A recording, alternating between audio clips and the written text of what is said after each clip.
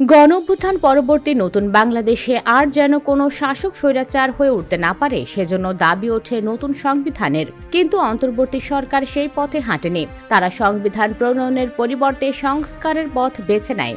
রাজনৈতিক দলগুলোর সঙ্গে আলাপ আলোচনার মধ্য দিয়ে চূড়ান্ত সংস্কার প্রস্তাবনাও তৈরি করেছে জাতীয় ঐকমত্য কমিশন, যা পরিচিত জুলাই সনদ নামে।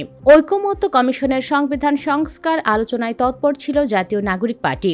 যদিও রাজনীতির মাঠে নতুন সংবিধান নিয়েও সোচ্চার থাকতে দেখা গেছে দলটিকে। ফেব্রুয়ারির প্রথমার্ধে জাতীয় নির্বাচন, প্রধান উপদেষ্টার এমন ঘোষণার পর তাদের তরফ থেকে আবারও জোরে সোরে উঠছে নতুন সংবিধানের দাবি, যা বাস্তবায়নে লাগবে গণপরিষদ নির্বাচন। এই দাবিতে সারা দেশে জনমত তৈরি করছে দলটি। শুরুতে শুধু গণপরিষদের দাবি থাকলেও এনসিপির এখনকার প্রস্তাবনা রাজনৈতিক বোঝাপড়ার মধ্য দিয়ে একই সঙ্গে জাতীয় সংসদ ও গণপরিষদ নির্বাচন।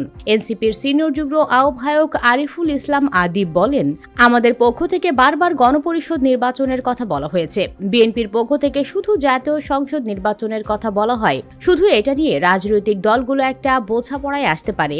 সেক্ষেত্রে দুটি মর্যাদায় একটা নির্বাচন অনুষ্ঠিত হতে পারে।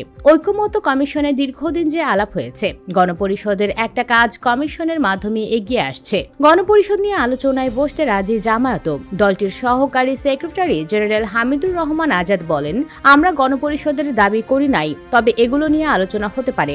আমাদের কথা হলো সমাধান দরকার। সরকার প্রধান বলেছেন সেরা নির্বাচন করবেন, সেটা আমরাও আশা করি। এজন্য আলোচনা হতে পারে। এদিকে গণপরিষদ নির্বাচনের যৌক্তিকতা দেখছে না বিএনপি। এটিকে নির্বাচন পেছানো এবং বিশৃঙ্খলা সৃষ্টির ষড়যন্ত্র হিসেবে দেখছেন দলটির স্থায়ী কমিটির সদস্য ইকবাল হাসান মাহমুদ টুকু। তিনি বলেন, গণপরিষদ নির্বাচন তখনই হয় যখন কোনো দেশের নতুন করে শাসনতন্ত্র তৈরি করতে হয়। আমাদের শাসনতন্ত্র রয়েছে, তো এগুলো হলো কুতর্ক, যাতে নির্বাচনটা না হয়। নির্বাচন যত দেরিতে হবে দেশে তত ষড়যন্ত্র বাড়বে।